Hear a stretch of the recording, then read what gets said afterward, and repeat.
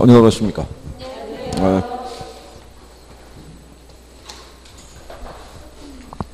요즘은 이렇게 단출하게 나오시는 모양이죠?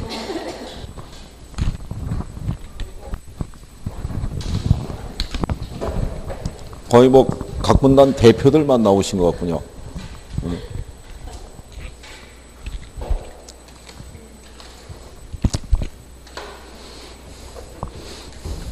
지난번에 저기 개발 들어갔었나요?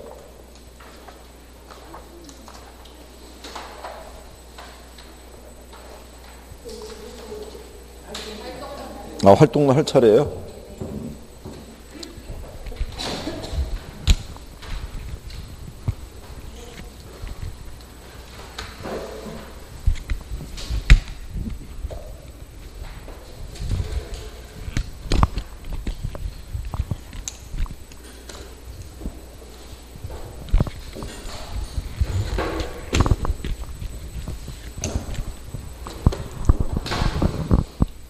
지난번에 얘기한 대로 활동론에서 부동산 이용은 그 출제 빈도가 별로 없고요. 그냥 간단하게 용어 정리만 조금 하시면 돼요.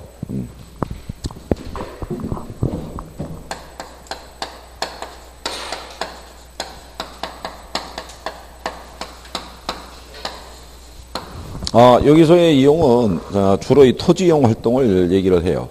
부동산을 이용하는데 토지도 있고 건물도 있는데 토지 이용 활동을 얘기를 해요.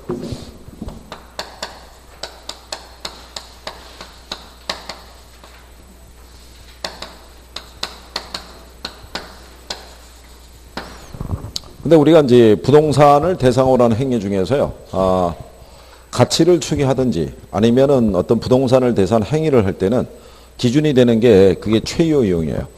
그러니까 최요 이용이 되도록 우리가 이제 해야 되고 토지 이용을 해야 되고 가치의 판단도 이제 최요 이용 상태를 기준으로 판단하도록 되어 있죠. 그래서 거기 보시면 토지 이용 활동이라는 게 이용 목적에 따라 활용함으로써 토지의 유용성을 우리가 추구하는 행위다라고 얘기를 하죠. 그래서 이제 이거 토지를 어떻게 이제 이용해야 될 것인가에 대해서 우리가 이제 계획을 세워서 이용을 하는 과정이고요. 그래서 거기 보면 최요 이용이라고 나와 있는 거죠. 그래서 토지 이용 활동의 행위 기준은 무슨 이용이 되게끔 한다. 최요 이용. 이거 의미는 알고 계시죠? 어떤 게 최요 이용인지. 그렇죠? 네. 그 가치와 용도에 맞게끔 쓰는 거 생각하시면 돼요. 그러니까 비싼 땅에서는 비싸게 이용해야 되고 싼 땅은 싸게 이용해도 된다 이런 거죠.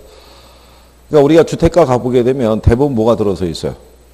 주택이 들어서 있잖아요. 상업지역에 가면 상가가 들어서 그게 이제 나름대로 최요 이용이다 이거예요. 그러면 그 밑에 가시면 이제 그 토지용의 집약도라고 되어 있어요. 토지용의 집약도에 대해서는 우리가 앞에서부터 해본 거죠.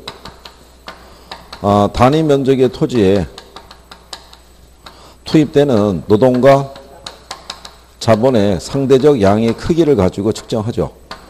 그래서 이게 크게 투입된 거를 우리가 이제 토지용의 집약도가 크다라고 얘기하고요. 이걸 집약적 이용. 그렇죠? 투입되는 이 양이 적게 나오는 것을 무슨 이용? 네, 조방적 이용이라고 얘기를 하죠. 토지용의 집약도가 작다고 얘기하죠.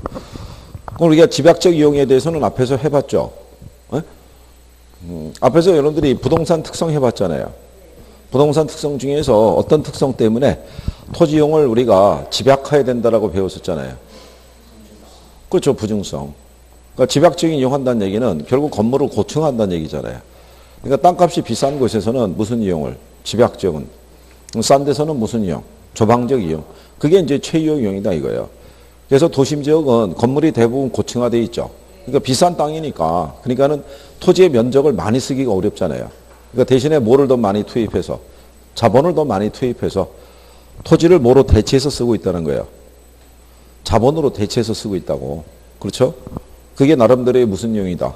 그게 최이용 이용이다. 이런 표현이죠. 무슨 말인지 아시겠죠? 네, 이제 그런 내용을 얘기하고 있는 거예요. 그렇다고 해서 무조건 할 수는 없고요. 이용에도 집약 한계가 있고 조방 한계가 있다라고 얘기하죠.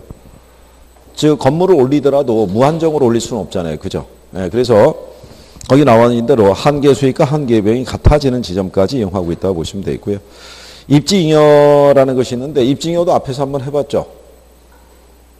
입증이라는 거는 뭐가 좋아서, 입지 조건이 좋아서 생기는 특별한 이익, 초과 이윤을 우리가 입증이다라고 얘기를 했었죠. 그렇죠? 그 다음에 거기 있는 그 지가우배 현상이라고 있잖아요. 그게 이제 토페카 이론이다라고 나와 있는데, 지가가 도심에서 멀어질수록 낮아지는 현상이다 이렇게 돼 있잖아요. 그러니까 예를 들어서 이제 이런 거죠. 이게 이제 단일 도시일 때, 도심이 하나밖에 없고요. 거리가 있고, 그 다음에 이게 이제 지가라고 그러면, 도심에서 외곽으로 나가면서 지가가 어떻게 돼요? 이렇게 낮아지는 현상으로 나타나는 얘기죠. 단일 도심일 때만. 도심에서가 지가가 제일 높고, 외곽으로 나가면 지가가 점점점 어떻게 돼요? 작아지는 거. 그런 현상을 우리가 이제 토페카 시의 연구를 통해서 밝혀졌다 그래서 토페카 연구 뭐 이렇게도 표현을 해요. 그래서 여기 이제 이렇게 돌리면요. 얘도 이제 이런 원추형이 나오죠. 그래서 이 원추형 모델은 위에서 내려다보면 이렇게 굽어져 있을 거 아니에요. 그죠? 그러니까 그런 식의 현상이고요. 그러면 결국은 이게 도심이라고 그러면요. 도심에서 내려갈수록 뭐가? 지가가. 인구 밀도도 도심에서 나갈수록 낮아지는 그런 양상을 띈다라고 이제 설명을 해주고 있는 거예요. 단일 도심일 때를 얘기를 하는 거예요. 시험에서는 등장한 선례가 없어요. 그냥 참고하셔도 돼요. 지금 하얀색으로 하고 있잖아요, 지금. 그죠? 예, 그래. 근데 이제 뒤에 가면 대도시의 경우는 지가 구조가 외곽으로 가면서 물결치듯 하락한다고 돼 있죠. 그러니까 이런 식의 양상을 띈다는 얘기죠. 그러니까 중간중간에 가면 부도심들이 있을 거 아니에요. 예, 그러니까 그냥 소도시 같이 그냥 일정하게 하락하는 게 아니라 중간에 다시 어떤 구배 현상이 또 발생할 수가 있겠죠. 그렇죠? 예, 그런 현상을 나타내고 있다. 이렇게 보시면 되겠고. 그 다음에 도시 스포럴 현상이라고 있죠.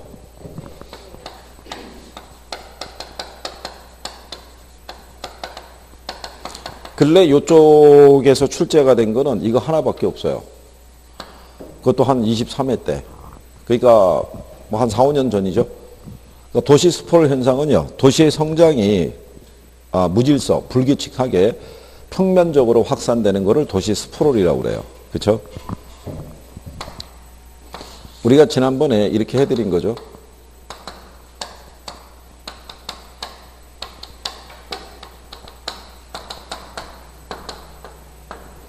서울 주변에 위성도시들 있죠. 의정부나 일산, 인천, 안산, 수원, 성남, 구리 이렇게 뻗어나간 것 있죠. 이게 다 도시 스포럴이에요. 왜 도시 스포럴 현상이라고 그러냐면 이 도시들 중에서 도시계획에서 만들어진 데는 거의 없어요. 도시계획을 수립을 해서 이쪽으로는 주거를 몇 세대를 지어가지고 이렇게 이주시키고 이런 개념이 있는 게 아니라 서울에 땅값이 너무 비싸니까 집값이 어디로 나간 거예요. 외곽으로. 그러면 이제 대중교통수단이 있죠. 전철이나 뭐 버스 노선이나 연결이 되면 그거를 따라 나가서 일단 집부터 때려 넣은 거예요. 원래 집 지을 땅이 아닌데도 불구하고 뭐가 부족하니까? 집이 부족하니까. 여기 왜 성남시라는 데 있잖아요. 여기 예전에 서울에 사당동이 철거됐을 때 그 철거미들이 밀려간 지역이에요. 그러니까 밀려 들어갔으니까 뭐가 없었냐면 대중교통수단 이런 것도 없었던 거예요. 성남시에 그 1세대 되신 분들은 성남에서부터 서울로 가기 위해서는 한 30분을 걸어 나왔어야 됐다고 그래요. 30분을 걸어 나오면 그때 이제 서울 버스 노선하고 만나는 거야. 그걸 타고 이제 서울 쪽으로 움직일 수 있다는 얘기죠. 그러면 아무것도 없던 얘기예요. 상하수도 시설이고 이런 것들이 아무것도 없고 여기 처음에 뭐부터 짓고 살았겠어요? 천막부터. 천막 짓고 그다음에 이제 판잣집 생기고 그다음에 집들이 생기고 그러니까 옛날에 저기 서울에도 보면요. 소위 얘기하는 달동네 지역에 가면은 동사무소라고 그러죠. 가면은 그냥 산으로만 표시돼 있어요. 그러니까 주거가 있다라는 건 아무것도 표시가 안 돼 있는 거예요. 다 무허가 주택인 거예요. 그래서 나중에 그거를 양성화 시켜준 거죠. 그리고 이제 조금씩 이제 뭐가 들어서기 시작했겠어요. 집들이 형태를 갖춘 게 이제 들어서기 시작하고. 그러니까는 여기 성남이라는 데도 지난번에 한번 설명드린 것 같은데 기존이 이제 중원구가 있고 여기 수정구가 있으면 여기 분당구가 있어요. 얘는 도시계에서 만들어진 거야. 여기만. 그러니까 여기는 여러분들 아시다시피 분양가를 책정할 때 기반시설 설치할 때 그 부담금이 있죠. 네, 그것도 이제 분양가에 집어넣어서 다 한 거예요. 그러니까 여기는 차선도 다 도시계획에 의해서 주변에 여기 들어서는 가구가 몇 세대가 들어서니까 차량이 몇 대 통행량 계산해서 차선까지 다 정해준 거예요. 여기는 그런 게 없고. 그러니까 그런 차이라고 보시면 돼요. 그러니까 여러분들 하시는 일산 그러면 신도시 생각이 나는데 여기가 다 신도시는 아닌 거예요. 몇 개 지구만 지정해갖고 거기만 아파트의 주거가 있는 거지 나머지는 전형적인 농업적인 요소도 같이 들어가 있는 거예요.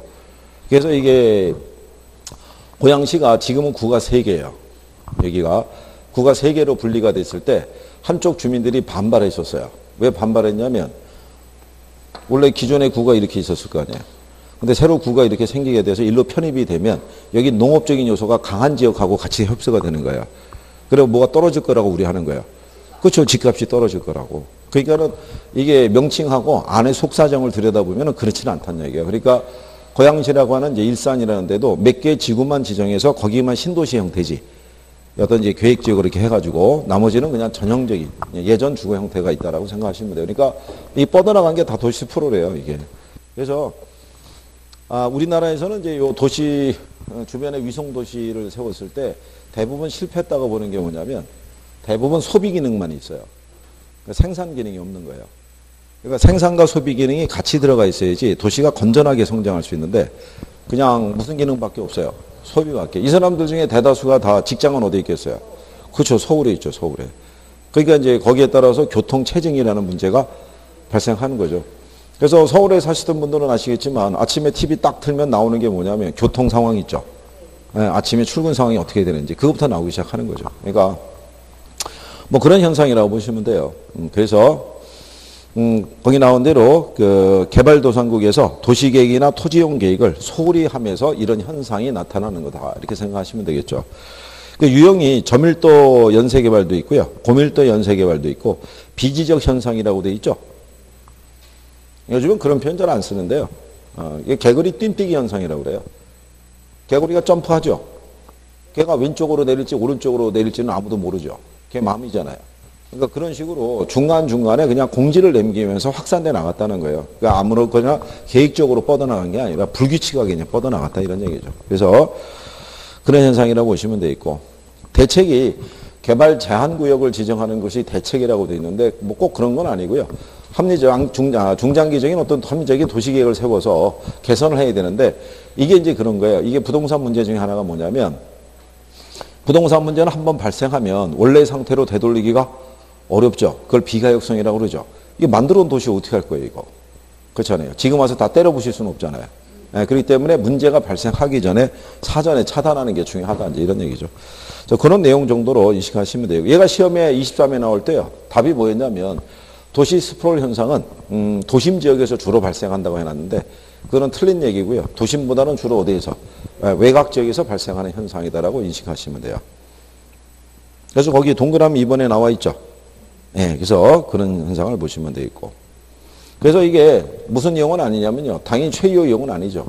이게 지가는 표준적 지가 수준 이해가 되는 것은 최소한 최이호 이용 상태는 돼야지만 표준적인 지가가 형성이 될 텐데 거기에도 미달이 되니까 표준적 지가 수준 이하를 형성하고 있다고 보시면 돼요. 뭐 참고하셔도 돼요. 뭐 크게 중요한 건 아니니까. 그리고 침입적 토지용이라고 나오죠. 침입과 개성이 있죠. 우리가 해봤죠. 어디서? 주거분리에서 해봤잖아요. 침입과 개성. 그런 논리니까 용어상에서 정리하시면 되고. 그러니까 옛날에 번역한 거하고 최근에 번역한 게 이게 중복이 되는 게 있어요. 중복이. 그러면 그거를 어떻게 조정을 해줘야 되는데 그냥 다 같이 때려 넣으니까 구분이 안 되는 거죠. 그게. 그래서 이제 어떤 교재를 보면 한 논리인데 학자가 번역한 게 틀리잖아요. 그러니까 서로 다른 이론이냐 같이 들어가 있는 거죠. 그러면 학생들의 입장에서는 그게 또 다른 이론인 것처럼 다 따로따로 정리하면 또 힘들죠, 그게. 그러니까 어쨌든 나중에 뭐 조정이 되겠죠. 그 다음에 옆에 보시면 직주분리하고 직주접근이라고 있죠. 직주분리가 뭐겠어요? 그렇죠. 직장과 주거지가 서로 다른 곳에 위치하는 거죠. 이 결과죠. 도시 스포롤에. 그렇잖아요. 이렇게 하게 되니까 직장은 여기 있고 주거는 다 이쪽에 있잖아요. 그렇죠. 그게 무슨 현상이다? 직주분리 현상. 그럼 직주분리가 발생하는 것은 도심의 주거 환경이 악화되거나 도심 지역의 땅값이 비싸거나 대신에 교통이 발달해야지 뻗어나갈 거 아니에요. 외곽으로. 그런 것들이 원인이 된다라고 생각하시면 되겠죠. 그 결과가 공동화 현상이 나온다고 했죠. 도넛 현상. 도넛 현상은 뭐냐면 이 사람들이 아침에는 다 일로 몰릴 거 아니에요. 어디로? 도심으로. 저녁이 되면 다 집으로 나갈 거 아니에요. 그죠? 그러면 야간 상주 인구 밀도가 확 줄어들죠.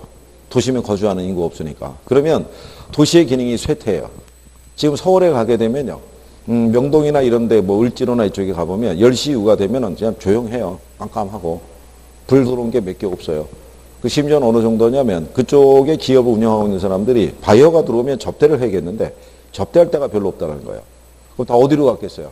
수요가 있는 신도시로 빠져나간 거예요. 이게 요즘은 어떤 현상이 있냐면 서울에 가면 왜 영등포라는 데가 있죠. 네. 영등포 지역에는 고양시 택시들이 진을 치고 있어요. 서울에서 놀고 있는 고양 시민들을 데려가기 위해서. 그렇잖아요? 그러면 이 고양시 들어가면 서울 택시들이 돌아다니고 있어요. 고양시에서 놀고 있는 시민들을 데려가기 위해서. 서로 크로스하고 있는 거예요, 이게. 그러니까 뭐 그렇다고 생각하시면 돼요. 그러다 보니까 외곽은 베드타운 역할밖에는 못 해주는 거예요. 그 침상도시라고 그러죠. 그러니까 잠만 자고 출퇴근하고 뭐 이런 구조라고 생각하시면 되죠. 그래서 도심 고동비율이라고 그러죠. 출퇴근 시간에 유동이 커지잖아요. 그렇죠. 그런 현상들이 나타나는 게 직주 분리에서 나타나는 거고.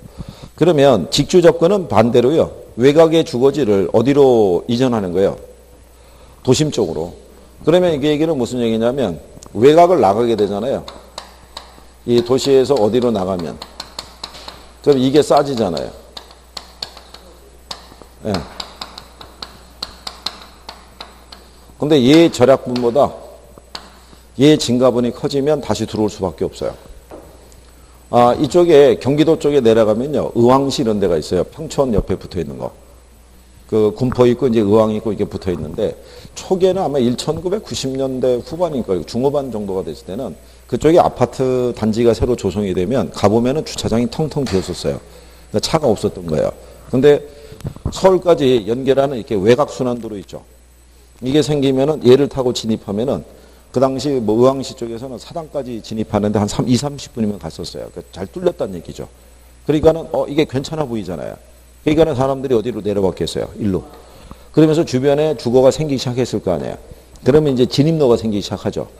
그러면 이제 차량이 이제 밀리기 시작하죠, 이게. 그래가지고 이쪽에 살고 계신 분들이 절감하는 게 뭐냐면, 과천 쪽에서 사당역으로 가려고 그러면 남태령 고개를 넘어야 돼요. 거기가 그냥 상습 정체구간이에요. 그러니까 여기서는 이제 출퇴근 시간을 장담을 못 하는 거예요. 몇 분에 도착해야 된다, 이 계산이 안 쓸 거 아니에요. 쭉 밀릴 것이고. 그러는데 거기에다가 갑자기 유가가 뛰면서 리터당 2,000원을 돌파하는 거예요. 그러면 어떻게 해야 되겠어요? 집 팔고 이 근처에 전세 얻고 들어와야 되는 거예요. 뭐가 너무 비싼 거예요. 교통비 너무 비싼 거예요. 그런 현상들이 발생한다고 보시면 돼요. 그러니까 나중에 중개업을 하시게 되면은 이게 어떤 수요가 늘어날 것인지에 대한 여러 가지 변수들이 쭉 있어요. 그런 것들을 사전에 먼저 캐치를 잘하는 사람들이 좀 발빠르게 대응할 수가 있죠. 어떤 변화가 있을 거라고 추정할 수 있으니까. 그러니까 뭐 그런 내용이죠. 자, 그래서 거기 나올 때 보면 도시 회춘화 현상이라고 돼 있죠. 지난번에 설명했죠. 도시 회춘화라는 게 이게 젠트리피케이션이라고 그래가지고 도시 재생이죠, 요즘은. 지난번에 제가 왜 홍대 가지고 얘기했었잖아요. 기억하시나요? 도심에 낙후된 주거지역이 뭐가 되냐면 재개발되는 거예요. 그 주거 환경이 개선이 되면 외곽으로 나갔던 중산층 또는 고소득층들이 다시 유입이 되는 현상이 있죠. 그걸 우리가 도시 회춘화라고 얘기한다고요. 그걸 우리가 젠트리피케이션이라고 얘기를 하고 그걸 이제 요즘은 도시 재생이라고 얘기를 하는 건데요, 주로. 그래서 지난번에 제가 왜 홍대 얘기를 들어드렸던 게 서울에 가면은 우리가 대학가 그러면 주로 신촌을 얘기를 했다고요. 신촌에 3개의 대학이 모여 있잖아요. 그러니까 거기가 대학가였고 홍대는 약간 떨어져서 있었다고요. 그러니까 홍대 쪽은 상대적으로 낙후돼 있었단 말이에요. 그러니까 신촌에서 주로 이제 음악하는 젊은 애들이 연습실도 있고 공연장도 찾아야겠는데 신촌은 너무 임대료가 비싸잖아요. 그러니까 어디로 갔겠어요? 임대료가 싼? 그 어떤 대학가니까 근처에 가서 이제 연주하고 이제 막 이랬을 거 아니에요. 그러면 신촌으로 모였던 젊은 애들이 연주를 듣고 싶으니까 글로 갔을 거 아니에요. 그럼 거기서 처음엔 한 몇백 명이나 몇십 명이 갔는데 공연이 끝나면 좀 늦은 시간이면 출출하고 좀 먹고 마시고 해야 되는데 공간이 없는 거죠. 그러니까 처음에 그 사람들을 걔들을 위해서 조그만 선술집 같이 조그맣게 생겨서 장사했는데 장사가 잘 됐을 거 아니에요. 사람은 많고 술집은 적으니까. 그러니까 이제 그쪽으로 수요는 계속 늘어나는데 제대로 된 음식점이라는 게 없을 때 돈이 있는 사람들이 그거를 간파를 해가지고 거기 주택값이 싸고 막 이랬을 거 아니에요. 그걸 사들여가지고 헐고 건물 새로 짓는 거예요. 이제 이렇게. 그래서 지금의 모양들이 갖춰지기 시작하는 거예요. 그러면은 일단 주변의 주거 환경이 주변이 어떻게 돼요? 개선이 되잖아요. 그럼 집값이나 건물 가격이 어떻게 돼요? 막 뛸 거 아니에요. 그러니까 지금 그쪽으로 갔던 젊은 애들이 또 딴 데로 이주할 생각을 하고 있는 거죠. 비싸니까. 그러면 또 어디론가 걔들이 흘러가게 되면 거기가 다시 또 개발될 수도 있어요, 없어요? 그건 개발될 수 있죠. 이제 그런 식에 대한 어떤 이제 도시 재생에 관한 거를 얘기하는 거예요. 근데 옛날에는 표현이 적절하지 않아서 도시 회춘화라고 해준 거예요. 그죠? 그래서 우리가 앞에 그 회자를 하루 바꿔가지고 정리하고 들어가라고 그때 했던 적이 있어요. 아니, 이거 13회 때 그렇게 나왔던 거예요. 생각해보세요. 선생이 오직 하면은 이런 걸 생각해가지고 하겠어요.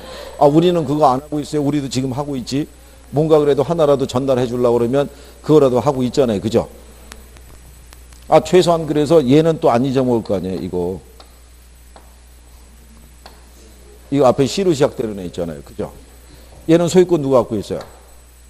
발행자이 갖고 있잖아요. 그죠? 그 다음 누가? 그냥 투자자 정리할 수 있잖아요. 이거 안 잊어먹을 거 아니에요. 그죠? 선생도 힘든 거예요. 그죠? 그러니까 여러분들이 도와줘야 되는 거예요. 이거 책은 읽고 온 거죠? 아니, 이거 왜 또 못 들었자는 거예요? 책은 읽고 와야 될 거 아니에요. 책은. 그래야지 어떻게 해볼 거 아니에요. 그죠? 예? 6월도 다 가고 있는데. 그렇잖아요. 어쨌든 여기 있는 분들은 최소한 1차 이상은 돼야 된다고요. 그죠? 예? 이건 선생 자존심도 있는 거지. 그렇잖아요. 여기 나중에 결과가 나왔을 때 세용시 어떻게 됐대? 그런데 전멸이래. 이러면 큰일 나는 거예요. 그러면 예? 난리 나는 거예요. 이거. 거기 누가 강의했지? 뭐 이렇게 나오는 거예요. 그럼 나중에 추적이. 그러니까 열심히 해야 되는 거예요. 이거. 조금만 하면 되거든요. 얘는. 지난번에 여기서 그랬었죠. 민법은 한 3개국어 배우는 것 같은데 그래도 개론은 한 영어 정도 배우는 거 수준이라고 이렇게 얘기했잖아요. 그렇잖아요. 자, 그 다음에 거기 보시면 한계지 있죠? 한계지는 택지용의 최원방권이라는 거는 도시의 어떤 끝이라고 보시면 되는데 도시의 경계는 계속 확산될 수 있어요, 없어요? 계속 확산될 수 있죠. 뭐를 주축으로? 대중교통수단을 주축으로 해서 계속 연장되고 있다라고 생각을 하시면 돼요. 그게 한계지다라고 이렇게 인식을 하시면 되겠고요. 자, 그 다음에 이제 뒤로 가시면 부동산 관리가 있어요. 근데 원래 이 관리에 대한 거는요, 개발 다음에 보통 등장을 해요. 편제가. 왜 개발 다음에 관리가 등장하냐면, 개발이란 논리가 우리가 부동산학적인 관점에서 보면 지금까지란 논리예요. 개발이라는 게. 그러니까 지금까지 우리는 부동산을 이용하고 뭐 했다는 거예요. 개발을 했다는 얘기죠. 그럼 그다음부터는 뭐가 중요하겠어요? 지금부터. 관리가 중요하다. 이런 논리예요. 그래서 원래는 관리가 뒤쪽으로 위치하는데 우리 교재는 편제가 관리가 앞에 있으니까 그냥 앞에서 하는 거죠. 얘는 그래도 한 문항에서 한 두 문항, 평균 한 문항 정도 나와요. 관리에 대해서는. 그래서 이제 맨 먼저 나오는 게 관리라는 게 있죠. 그러니까 말 그대로 이 관리라는 것은요, 부동산을 이용 또는 뭘 하고 난 다음에, 개발하고 난 다음에 행위가 바로 뭐다? 관리라는 거예요, 관리. 그러니까 지금부터 어떻게 관리하냐에 따라서 이 부동산의 유용성이 오랫동안 지속이 될 수도 있고, 아니면 그 수명이 단축될 수도 있다라고 얘기를 하죠. 사람도 똑같죠. 주변에 보면 40대인데 한 20대처럼 보이는 사람이 있고, 20대인데 또 40대처럼 보이는 사람이 있어요, 없어요? 있을 거 아니에요. 그죠? 뭐에 따라서? 관리 상태에 따라서. 그렇잖아요? 그래서 여자분들은 계속 그 전자 있죠? 40대인데 20대처럼 보이기는 어떤지 그거를 위해서 평생을 노력하잖아요. 그죠? 안 그런가요? 아니, 처음에 화장을 배워서 분장과 포장과 변장 뭐 이런 걸 갖고 가잖아요. 이렇게. 그렇지 않나요? 근데 왜 사람들이 자기 관리에 신경을 쓰냐면은 사람의 수명도 긴 거예요. 그죠? 현재 존재하는 어떤 이제 이런 포유류를 기준했을 때 볼 때면 상당히 긴 편이라는 거죠. 그러니까 뭐를 해야 되는 거예요. 관리를 하는 거죠. 저희 때만 하더라도 생각도, 요즘 남자들도 성형하잖아요. 면접을 보는 어떤 그런 기준에 의해 가지고. 그렇잖아요. 그러니까는 이게 나중에 보면 원판하고 사진하고 보면 왜 차이 나는 경우 있잖아요. 특히 오래전에 찍었던 여권 들이밀면은 출입국 관리소에 있는 사람들이 한참 힘들어 하죠. 그렇잖아요. 얘가 뭐지 이렇게 생각하는 경우도 있고. 그리고 나중에 원서 접수할 때 보면 사진 내죠. 여러분들도 너무 뽀샵 처리 많이 하면 안 돼요. 어? 그게 나중에 이제 여러분들이 그 합격증 받아가지고 사무실에 걷어놓을 때 그 사진을 걸어놓는다고요. 그래서 그거 걸어놓고 난 다음에 혼자 마음에 찔려가지고 결국 바꾼 사람도 있어요. 자수해가지고 야 그건 너무 심했다 이거 해고 바꿔가지고 그래서 원래는 한 15년 전 사진 냈던 거를 그래도 한 7년 전 사진으로 바꾸거나 이제 이런 경우가 있어요. 그러니까 어쨌든 그래서 이제 관리라는 게 중요하다는 얘기고요. 그러면 부동산에 대한 어떤 이 관리가 왜 필요하냐라고 얘기가 되어 있는데요. 일단 필요성은요. 도시화가 원인이 돼요. 참고로 보면 부동산 학이라는 게 결국 만들어지게 된 가장 큰 단초를 제공한 게 이거예요. 도시화. 농업사회 때는요. 부동산에 대한 문제가 그렇게 강렬하지는 않았어요. 뭐가 진행이 되면서. 도시화가 되면서 많은 인구가 어디로 몰려들면서 도시로 몰려들면서 각종 부동산 문제가 야기됐다고 생각하시면 되죠. 여기에 도시에다가 뭐가 발달한 거예요? 이게 발달해서. 지난번에 얘기했지만요. 우리가 지금 편리하게 쓰고 있는 엘리베이터 있죠. 네. 엘리베이터가 개발이 되면서 이 도시의 구조가 이게 수평에서 그렇죠. 이게 수직으로 바뀐 거예요. 이게.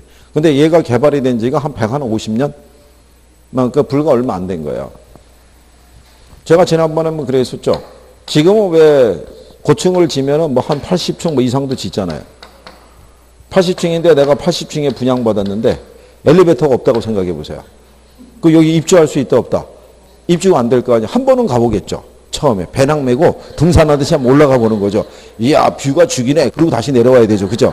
갈 수가 없는 거죠. 그러니까 엘리베이터가 그만큼 역할이 크다라고 생각하시면 돼요. 그죠? 그래서 이런 것 때문에 그러면 결론은 얘네들이 개발이 되면 건물의 규모가 고층화되고 대형화된다는 얘기잖아요. 그 옛날에는 우리가 주거의 형태가 단독이었잖아요. 단독주택은 누가 관리했겠어요? 소유자가 다 직접 관리하는 거죠. 제가 지난번에 이거 기억하시나요? 자가관리가 있고 위탁관리가 있고 혼합관리가 있죠. 이 중에 전체적인 종합적인 관리 있죠. 종합적인 관리가 가능한 방식이 뭐라고 그랬어요?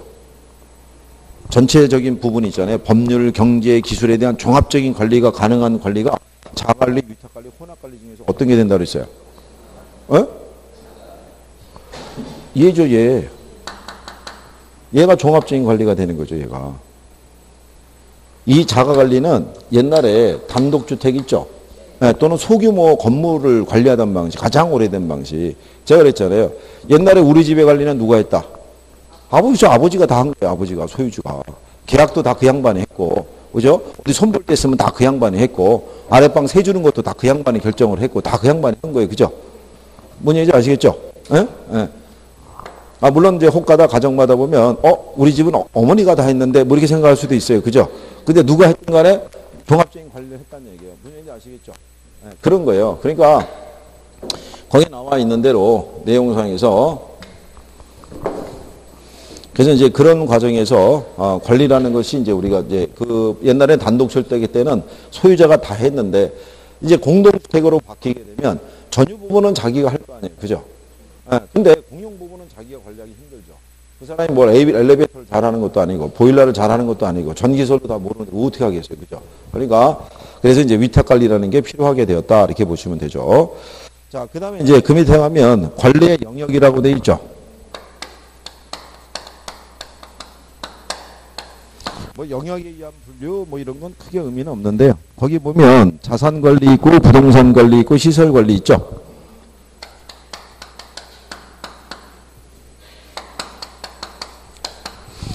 두 번째가 나오는 게 부동산 관리다라고 이렇게 돼 있고요. 그 다음에 시설 관리. 그래서 이제 자산 관리, 부동산 관리, 시설 관리가 있는데 여기서 일단 제일 중요한 게 이거예요. 이게 제일 상위 레벨의 관리예요. 자산 관리라는 게.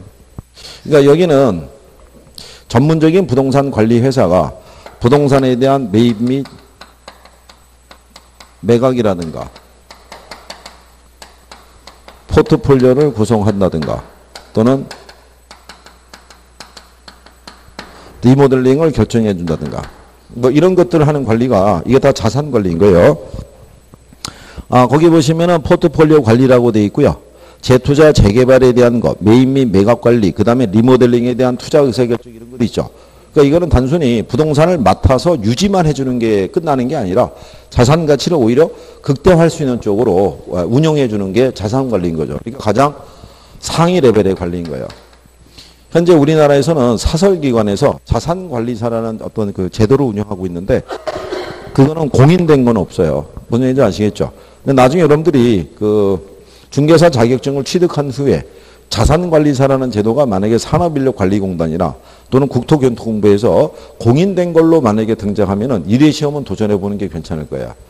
그러니까 자산관리사가 기능사 쪽에서 보면은 이게 기술사적인 거라고 생각하시면 돼요. 관리 시스템으로 보면은. 그러니까 제일 상위 레벨이니까. 그죠? 그래서 여러분들 시험에서는 이제 착각을 유도하기 위해서 요 리모델링 있죠? 이게 시설 관리다. 이렇게 출제한 적이 있어요. 그죠? 그래서 그런 것들을 구별하는 거를 물어봐요. 그 다음에 이제 요 부동산 관리라고 돼 있죠? 요게 건물 및 임대차 관리라고도 얘기를 해요.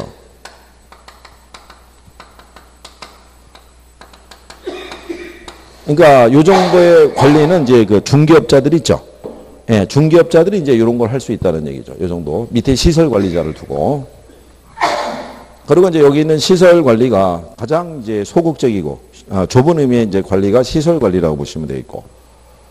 그래서 이건 퍼실리티 매니지먼트라고 그러고요. 그 다음 프로퍼티 매니지먼트, 그다음에 어셋 매니지먼트 그래서 세 개가 있는데 얘를 잘 기억하시면 돼요. 누구를? 자산 관리를.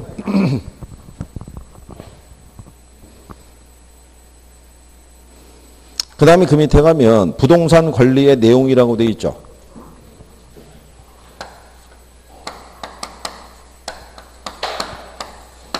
이게 지금 우리는 관리 내용이 섞여 있어서 그래요.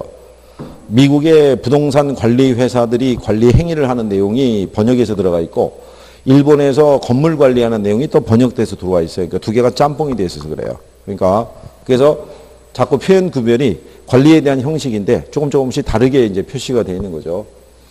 여기 보면 법률적 관리가 있고 경제적 관리가 있고 예, 기술적 관리가 있다고 했을 때. 자, 여기서는요, 법률적 관리에서는 주로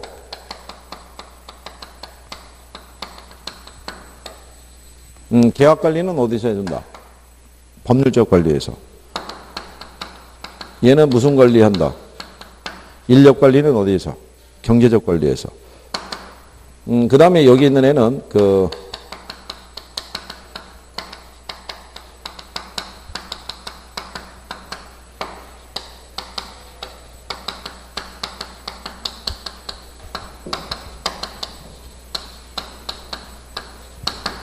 경계 측량을 실시한다든가 건물과 부지의 부적응을 개선한다든가 이런 것도 있죠. 부지 면적에 비해서 건물이 너무 적거나 너무 많이 들어가 있거나 뭐 이런 부분이 있죠. 이게 다 시험에 나오는 거예요. 여기서는 포인트가 이거밖에 없어요. 이거 바꾸면 틀리는 거예요. 여기서 경제 관리에서 무슨 관리한다고? 계약 관리한다면 틀리고 법률적 관리에서 무슨 관리를? 인력 관리한다면 틀리는 거예요. 무슨 말인지 아시겠죠? 그리고 여기는 이게 소유권에 관한 경계 있잖아요. 법률적인 관계에서 분쟁이 발생했을 때 조정해 주는 게 아니라 단순히 경계 측량을 실시하는 거예요. 어디까지가 내가 소유하는 그 부분이냐 지점이냐를 판단하기 위해서. 그러니까 경계 측량을 실시하는 과정은 무슨 관리다? 기술 관리인 거예요. 그러니까 여기는 요 세 가지에서 이 수준을 벗어나지 않고 그냥 내줘요. 문장 표현상에서. 그러니까 거기 137페이지 하단에 있는 박스에 있는 내용 있죠. 네, 그거 외우거나 하실 필요 없어요. 무슨 얘기인지 아시겠죠? 그 다음에 뒤로 넘어가시면 양가로 4번에 부동산 관리 방식이라고 있죠. 거기는 별표 하시는 거예요. 그러면 이제 그게 무슨 얘기냐면 얘들은 지문으로 들어오면서 이렇게 틀리게 유도할 수가 있는데 얘들은 단독적으로도 나와요. 관리에 대한 것은.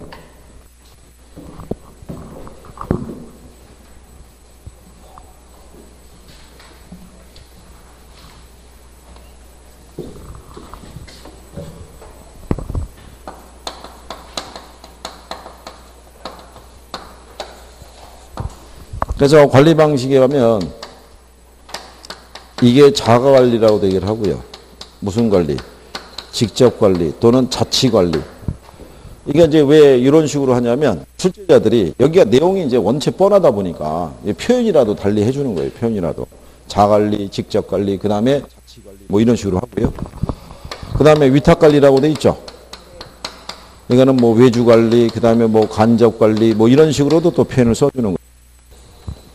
그 다음에 이쪽에서 이쪽으로 넘어가기 전에 과도기적인 관리를 우리가 무슨 관리라고 그래요?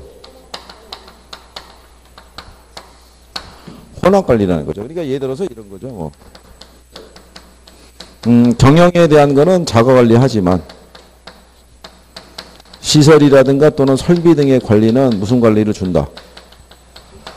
위탁관리. 근데 이거는 이제 선별해서 한다는 얘기죠. 다 할 필요는 없고. 건물의 규모에 따라 뭐 예를 들어서 외주를 주는 부분이 다 정해져 있잖아요. 그죠? 청소라든가 뭐 경비도 쓰는 데가 있고 안 쓰는 데가 있잖아요. 그죠? 필요한 데면 쓰겠지만 그렇지 않은 데는 굳이 경비원을 고용할 필요가 없으니까. 그러니까 요즘 왜 자동으로 해서 이렇게 센서 설치해 놓고 그 경비 회사랑 보안 회사랑 연결이 돼서 이렇게 관리할 수도 있기 때문에 그래서 이제 시스템은 조금씩 다르죠. 그래서 혼합 관리는 자관리의 장점하고 무슨 관리? 위탁 관리의 장점을 혼합해서 우리가 활용할 수 있는 게 그게 혼합 관리라고 보시면 되겠고요. 근데 요거는 이제 효율적인 이렇게 잘만 운영이 되면 효율적으로 되는데 이건 이제 가장 큰 단점이 뭐가 불분명하다고 그래요? 네, 책임 소재가 불분명하다.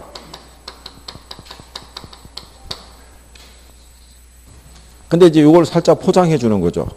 혼합 관리의 장점은 책임 소재가 분명하다는 것이다. 그럼 당연히 틀리겠죠. 뭐 그런 내용이죠. 그 다음에 얘는 직접 관리하니까 여기도 한번 가만히 생각해 보세요. 제가 지난번에 얘기 드렸는데 얘 장점하고 뭐하고 단점하고 얘 장점하고 뭐하고 이게 서로 크로스라고 그랬어요. 그죠? 기억하시죠? 얘가 일단 가장 큰 장점 중에 하나가 뭐냐면요. 이게 잘 돼요. 근데 얘는 이게 잘 된다 안 된다? 안 되죠. 얘가 잘 되는 이유는 뭐겠어요? 얘는 자관리가 왜 기밀유지가 잘 되겠어요? 생각해 보세요. 옛날에 우리 집에서 벌어난 일은 내가 입만 벌리지 않으면 아무도 모르는 거예요. 그죠? 그렇지 않겠어요? 어저께 뭐 싸웠니 안 싸웠니 뭐 이런 얘기 있잖아요. 그죠? 뭐 그런 얘기를 밖에 나가서 얘기하지 않는 이상 옆집에서 그걸 어떻게 알겠어요?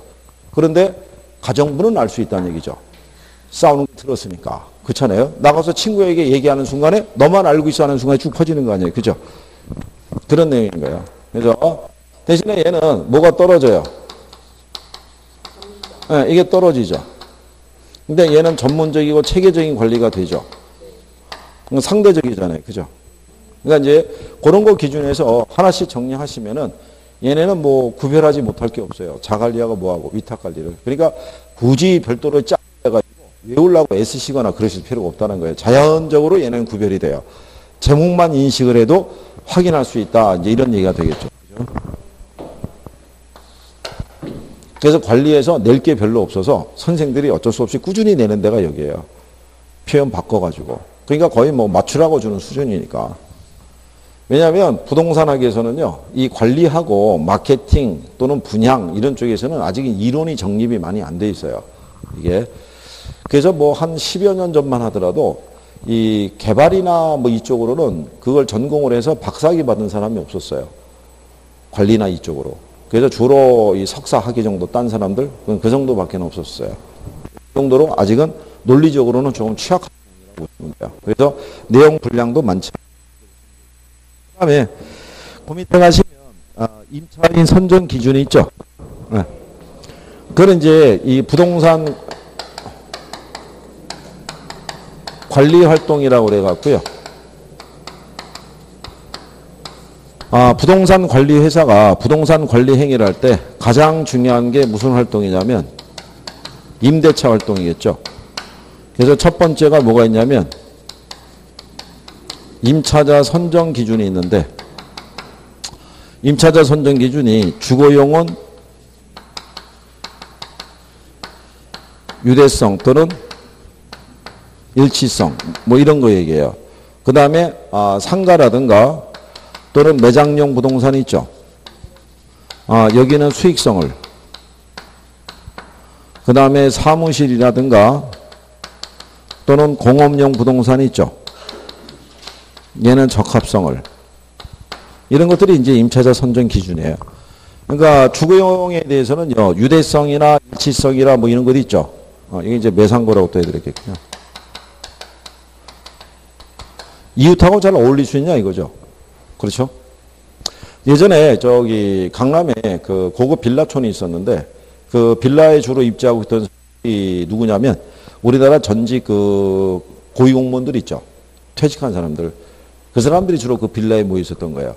근데 그 사람들이 주변 중개사에다가 그 뭐를 옵션으로 걸어줬냐면 우리 단지 이 빌라에 소개시키는 사람 중에서 속칭 졸부는 들이지 말아라 뭐 이렇게 해준 거예요. 그러니까 뭐가 안 된다는 거예요. 레벨 차이가 있다 이거죠. 레벨 차이가. 그리고 예전에 저기 성북동이라고 이제 서울에 가면 그 부촌이 있죠. 거기는 이 집이 공개적으로 매물로 잘 안 나와요. 되게 은밀하게 거래되는 경우가 많은데 그때 이제 아마 어떤 그 벤처 사업가 있죠. 좀 젊은 친구가 돈을 좀 벌었으니까 성북동으로 이사 들어오려나 봐요. 그러니까 집이 나왔으니까. 그래서 아마 성북동 주민들이 돈을 조금씩 내갖고 그 집을 사버렸대요. 아, 옛날 얘기예요. 지금이야 이제 뭐 다 들어가죠. 그죠? 사는 거야. 뭐 저기가 없는데. 왜냐하면 인간은 사회적 동물이기 때문에 누군가하고는 직접 간접적으로 관계를 맺고 살아가지 않을 수가 없어요. 그죠? 근데 과연 그 대상이 누구냐가 중요한 거죠. 가끔 그런 경우 못 느끼셨어요? 대화가 되는 사람이 있고 대화가 안 되는 사람이 있어요. 그렇잖아요. 그럴 때는 참 답답하잖아요. 그렇다고 뭐 어떻게 할 수가 있는 것도 아니고. 그러니까 원천봉쇄다 이거죠. 그러니까 이게 이제 여기서 얘기는 옛날에 이제 우리나라 기준하면 애 많은 집은 왜 직구하기 힘들었잖아요. 그렇잖아요. 그러니까 애가 예전에는 또 많았잖아요. 애가 한 7명 됐는데 집 보러 갈 때는 꼭 한 명만 데리고 가잖아요. 그죠? 예. 근데 갑자기 이사 갈 때 보면은 여기서 애들이 막 많이 생기는 거죠. 이렇게. 그런 거예요. 유대성 있어야 되고.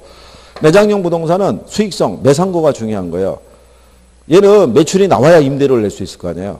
그렇잖아요. 그래서 그거 따져야 되고 사무실이라든가 공업용 부동산은 적합성이 필요해요. 그 건물의 성격에 맞아야 된다는 얘기죠. 지금 우리가 조용하게 강의하고 있는데 밖에서 아까 같이 막 이렇게 그라인더 갈아대는 소리가 계속 들리고 있으면 수업에 집중할 수가 없잖아요. 그 제가 예전에 한번 그랬었죠. 저 강의하는 학원 같은 층에 단란주점이 하나 있었다고. 아주 그것 때문에 저녁마다 쓰러질 뻔했다는 거죠. 그냥. 아니 왜냐면 이러고 있으면 음악 소리가 은은하게 들어오는 거예요. 그 저녁에 그 저희 뭐야 그 무슨 카페 음악 같이 이렇게 쭉 하면은 사람들이 그 리듬에 몸을 맡기면서 그냥 쭉 가는 거예요. 그냥. 그러니까 공부가 제대로 될 리가 없잖아요. 그죠? 그런 걸 따져줘야 되는 거죠. 그런 거. 그래서 이게 임차자 선정 기준이고요. 여기서는 그냥 쓰게 되면 이 정도 써요. 매장형 부동산. 자, 그 다음에 그 임대차 계약을 체결하죠. 임대차 계약을 체결하면 주거용 부동산은 조임대차. 그러니까 요거는 이제 계약금, 보증금 딱 걸고 나면 나머지 부수적인 비용은 다 소유자가 책임져 주는 조건으로 계약을 체결하는 거고요. 매장용 부동산은 무슨 임대차 쓰냐면 비율 임대차. 그러니까 초기는 임대료 싸게 해주는 조건이에요. 근데 나중에 매출이 증가하면 그 증가하는 매출액에 일정한 비율을 추가로 임대료 내는 조건. 이 조건에서 이제 그 유치할 때 주로 이제 우리나라에서도 M으로 시작되는 뭐 햄버거 가게 있죠. S로 시작되는 커피 전문점 있잖아요. 이런 애들 유치할 때는 이제 이런 계약을 체결해서 유치하기도 한다 이거죠. 왜냐하면 얘네가 입점하면은 상가의 어떤 예를 들어서 브랜드의 가치가 또 틀리죠. 예, 그래서 그렇게 하는 게 있고요. 공업용 부동산은 순임대차. 그러니까 얘는 기본적인 임대료만 정하고요. 나머지 부수적으로 발생하는 비용이 있죠. 그건 별도의 합의를 해야 돼요.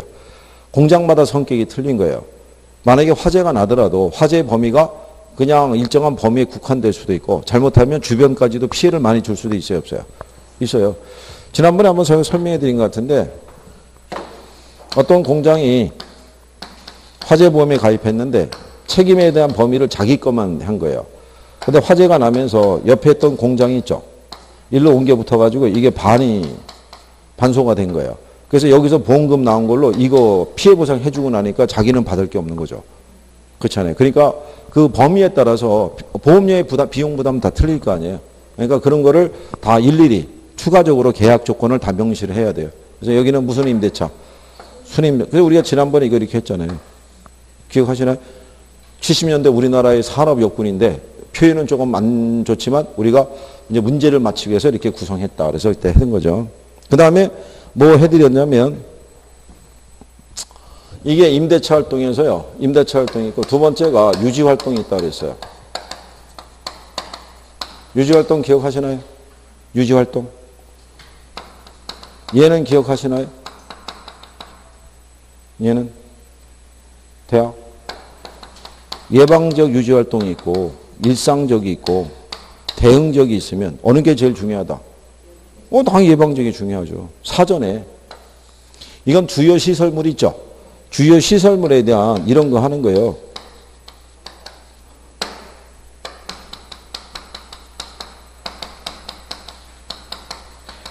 이런 거 하는 거예요, 이런 거.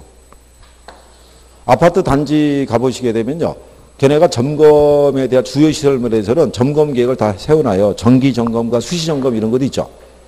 간혹 가다 보면 엘리베이터 같은 경우도 정기 점검이라고 해서 점검하잖아요. 또 어떨 때 약간의 문제가 있다 수시로 또 점검할 수도 있어요, 없어요? 있잖아요. 엘리베이터 같은 게 문제가 생기면 큰일 나잖아요. 그죠? 주요 시설물에 대해서. 그리고 아파트 단지 주변에 가면 이렇게 석충이나 옹벽으로 된 데 있죠. 여기 혹시 균열이 간 데가 있는지 없는지. 특히 해빙기가 되면 잘 조사한다고요. 이게 겨울철 내내는 얼어 있었을 거 아니에요.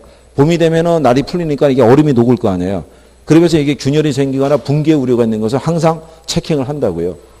전기시설은 뭐 말할 것도 없고요. 무슨 말인지 아시겠나요? 그런 애들은 사고를 미연에 방지하는 게 중요하잖아요. 그러니까 그런 주요 시설물은 무슨 관리한다? 예방적인 거. 아파트 단지에 가면은 일상적으로 청소, 쓰레기 수거 이런 거 다 해야 하네요. 일상으로 하는 거고 대응이라는 건 뭐냐면 이거는 이제 어떤 이제 그 소모성 물품이라고 보시면 되죠. 예를 들어서 뭐 가로등이 깨졌다. 그럼 바꿔줘야 될 거 아니에요. 그렇죠. 형광등이 뭐 교체할 시기가 되면 교체해줘야 될 거 아니에요. 그거는 문제가 생겨야지만 대응할 거 아니에요. 그렇죠. 멀쩡한 애를 바꿀 수는 없을 거 아니에요. 그죠? 그러니까 뭐가 제일 중요한 거예요? 사전적으로 대응하는 거는 무슨 방식이겠어요? 예방적. 이거 하나밖에 없죠. 사전적으로 대응하는 건. 그래서 그렇게 정리하시면 되고요. 그 다음에 그 밑에 가면은 건물의 생애주기라고 돼 있죠. 건물의 생애주기라는 것은요.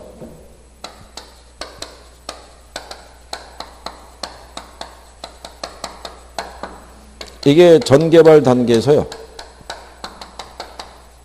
신축 단계, 안정 단계, 노후 단계, 완전 폐물 단계를 거치면서 변화돼 가죠. 이렇게. 요 중에서 우리가 재개발이라든가 아니면 리모델링이라든가 이런 투자에 대한 결정이 있죠. 어느 단계에서 하는 게 가장 좋다고 그랬어요? 응? 2단계죠, 2단계. 여기서 해야지만 경제적인 수명이 연장이 되는 거예요. 여기는 이미 너무 낡고 노후화되기 때문에 여기서 리모델링을 단행한다고 그래가지고 가치가 회복된다는 보장이 없는 거예요. 그러니까 여기서 일단 문제화될 수 있는 건 요거. 그러니까 예를 들어서 재투자 있죠. 그러니까 뭐 리모델링이라든가 이런 것 등을 할 때는 무슨 단계에서 하는 게 안정 단계에서 하는 게 가장 효율적이라고 얘기해 주는 거예요. 그래야지만 뭐가 연장이 되냐면 경제적 수명이 연장이 될 수 있다고 얘기하는 거예요. 무슨 말인지 아시겠죠? 네. 물리적 유용성이 제일 높게 날 때는 당연히 여기고요. 신축이고. 지은 지 얼마 안 됐으니까. 그리고 이게 로테이션으로 돌아가는 거죠. 이렇게. 완전 폐물 단계가 되면 다시 무슨 단계로? 전개발 단계로 다시 회귀하는 거죠. 이게. 그렇죠? 그래서 그런 과정에 대해서. 그래서 이거 우리가 때 수업할 때 다 해봤던 거예요. 오랜만에 들으니까 또 생소하시죠? 그래서 이게 중개사 시험이 반복이라는 거예요. 계속 봐야 돼요. 잊어먹으면 또 보고 잊어먹으면 또 보고 이렇게 봐야 되는데 이게 한 번 보고 덮으면 기억이 유지가 안 돼요. 아주 그냥 하얘져요. 전혀 생각이 안 나요. 근데 두 번째 보면 조금, 세 번째 보면 거기보다 조금 더 낫고 네 번 보면 조금 더. 그래서 나중에 얘가 지겹도록 들어줘야 돼요. 귀에 못이 박히도록. 지겹다. 더 이상 이걸 하기 힘들다. 제가 그래서 했잖아요. 왜 1차 합격하시고 2차만 지금 공부하는 사람이 있어요. 이 사람들도 지금 지겨워요. 왜 지겹냐면 네 과목을 갖다가 죽어라고 지금 봤는데 이게 다 외우는 거잖아요. 이거 지금 잊어먹지 않게 해서 보고 있는 거예요. 계속. 정리는 다 됐어요. 그게 지금 몇 월 달이에요? 6월이잖아요. 시험은 몇 월 달이에요? 10월이잖아요. 그래도 하루 종일 학원에 나와서 그 공부를 해요. 수업이 있거나 2차 수업이 있거나 간에. 그러면 지나가면서 그냥 그러죠. 아니 뭐 수석하려고 그래요? 그럼 쉬었다가 하세요. 그냥 하루 종일 해요. 하루 종일. 그냥 그러고. 근데 그 양반 얘기가 뭐냐면 잊어먹을까 봐 그래요. 이 얘기예요. 이대로 덮으면 잊어먹을까 봐. 그러면 지금까지 공부한 게 지금까지의 고생이 또 허사가 되잖아요. 그러니까 그게 얼마나 지루한 싸움이겠어요. 그거를. 그래서 제가 여러분들에게 얘기하는 게 계속 한 번에 동차되는 게 좋다는 거예요. 한 번에. 이 고통을 두 번에 나눠서 하는 거 아니에요. 그죠? 그래서 여러분들은 내년에 또 할 거예요? 그러면 안 한다고 막 얘기해요. 그죠? 아니, 그러면 뭔가 액션이 있어야 될 거 아니에요. 그죠?